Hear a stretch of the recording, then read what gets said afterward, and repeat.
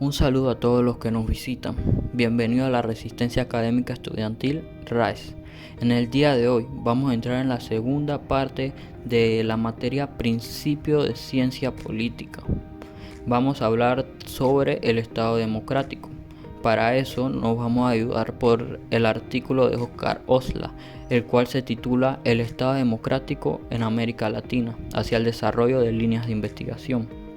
Vamos a tocar puntos en específico que van desde el surgimiento de los estados democráticos en Latinoamérica, pasando por las características de la estaticidad hasta llegar a los vínculos que levantó el Estado latinoamericano con los diferentes actores con los cuales interactúa.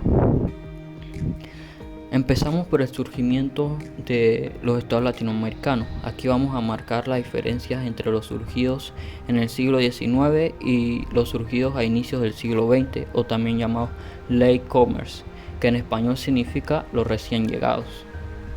Para establecer estas diferencias hay que tomar en cuenta el momento histórico que se vivía en la época, ya que es un elemento distintivo de su fisonomía y del proceso de construcción nacional.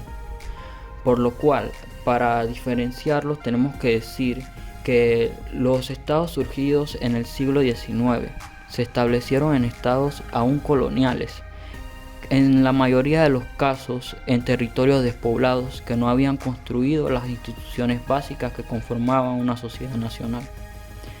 Para entender esto de mejor manera, vamos a mencionar cuáles son estas instituciones básicas, y entre ellas están las relaciones de producción, sentimientos de nacionalidad, estructura de clases cristalizadas, bases jurídicas y circuitos comerciales. Y es allí donde radica la diferencia, porque los estados nacidos al principio del siglo XX sí contaban con estas instituciones básicas ya creadas, ya que ellos se establecieron en lugares poblados. Con el surgimiento del Estado se planteó entonces el establecer agendas, y estas agendas llegan por medio de dos importantísimos procesos. El primero, que fue la expropiación de funciones que antes eran ejercidas por instituciones sociales, y el segundo, que era la creación de nuevos roles, que era posibilitado por la capacidad de movilización de recursos, y a su vez fue acompañado por los procesos de consolidación de los aparatos estatales nacionales. Entre ellas están la recaudación de impuestos, la construcción de grandes obras públicas, la representación externa del país, entre otros. Avanzamos y ahora hablaremos sobre las características de la estaticidad, o en otras palabras, las características que definen a un Estado. Las mencionaremos aquí. Estas son el reconocimiento externo de la soberanía política, un monopolio de coerción física dentro de un territorio determinado, el ejercicio pleno de la potestad impositiva y la conformación de una burocracia profesionalizada. Y por último, de estas características nos vamos a encontrar con la capacidad de producción simbólica. Llegando al último apartado de esta breve explicación, nos vamos a encontrar con las interacciones que el Estado tiene con las diferentes instancias o actores. Empezamos y vamos con los estados subnacionales. Aquí vamos a ver que las interacciones en un principio se dieron de una manera conflictiva, en tanto supusieron en la mayoría de los casos dirimir luchas por la imposición de una instancia vertical, o sea, nacional, a la ya existente en esos tiempos, que era la igualdad, que era horizontal. La segunda, las interacciones con la sociedad civil. Estas en un principio eran escasas, a excepción de las que mantenía el Estado Nacional con la Iglesia Católica.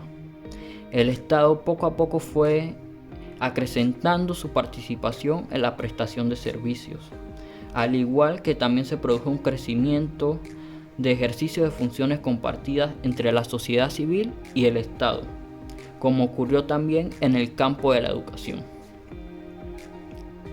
En cuanto a los actores de mercados, tenemos que la codificación jurídica, la promoción y regulación del comercio y la industria, la construcción de la infraestructura física necesaria para el transporte y la exportación facilitaron el aprovechamiento de las oportunidades generadas por la gradual inserción en los mercados mundiales como proveedores de materias primas y alimentos.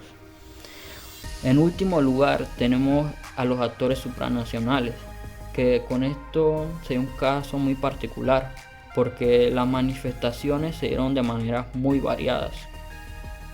Con la ruptura de los vínculos coloniales con las metrópolis europeas, siguió el reconocimiento externo del carácter nacional de los nuevos estados, la intensificación del comercio y desde mediados del siglo XVIII una participación cada vez más decisiva del capital extranjero en el desenvolvimiento de las economías de los nuevos estados.